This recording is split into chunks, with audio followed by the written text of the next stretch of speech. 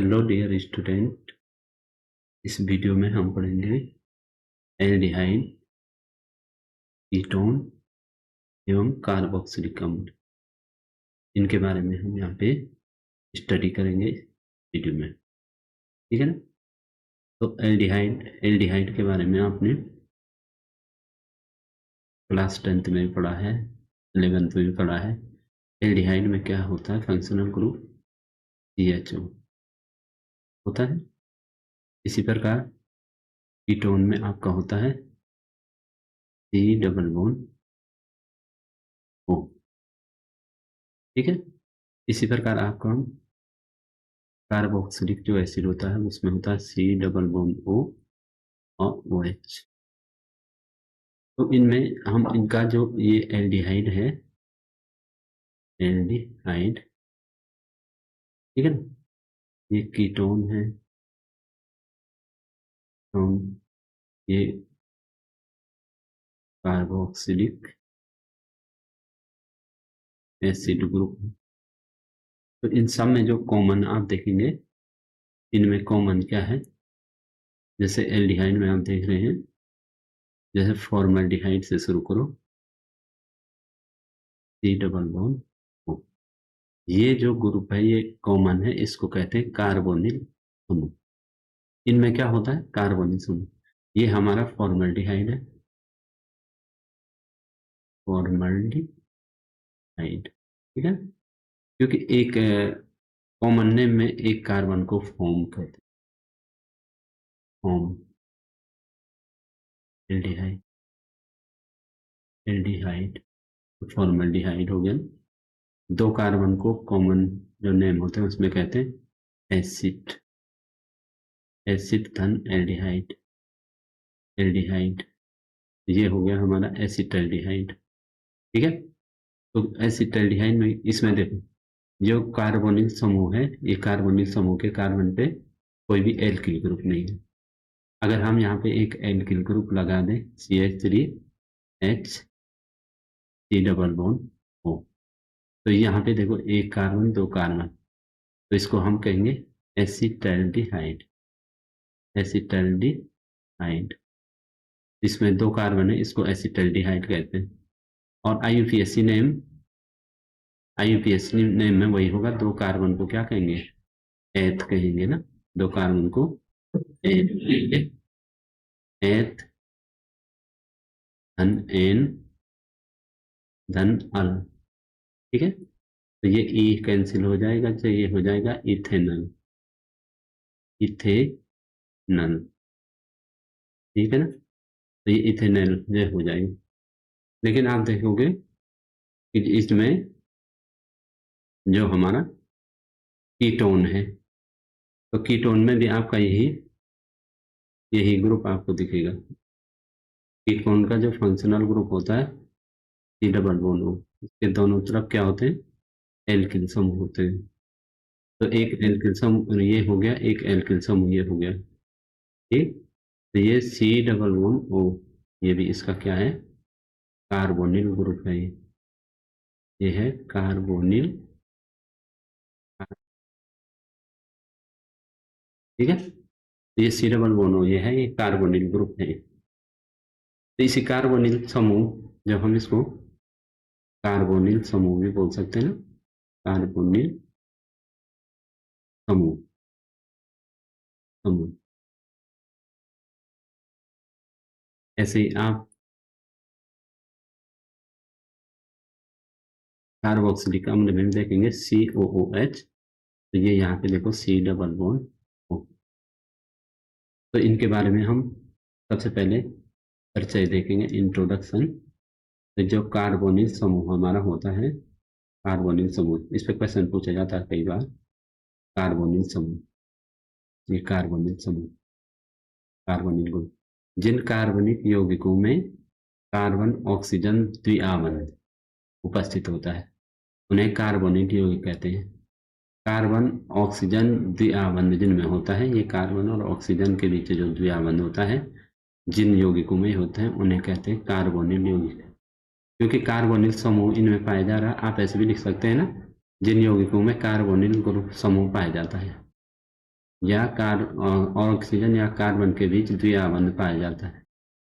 तो ये कार्बोनिल यौगिक, कार्बोनिल कार्बोनिल कंपाउंड, ठीक है, कार्बोनिल कंपाउंड यहाँ पे बोल सकते हैं। ठीक। और दूसरी बात, कार्बोनिल यह यौगिक रसायन विज्ञान का सबसे महत्वपूर्ण प्रकारात्मक समूह है। यह कार्बनिक या रसायन का सबसे महत्वपूर्ण प्रकारात्मक समूह है। ये यौगिक वस्त्रों, सुगंधों, प्लास्टिकों तथा औषधों के मुख्य संघटक होते हैं। तो अभी की वीडियो में हम कार्बोनिल ग्रुप पढ़ रहे हैं ना, कार्बोनिल ग्रुप का स्ट्रक्चर कैसे होता है, आइए आगे देखते हैं।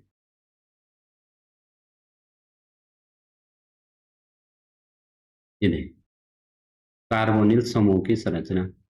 ये कार्बोनिल समूह की जो संरचना है ना, स्ट्रक्चर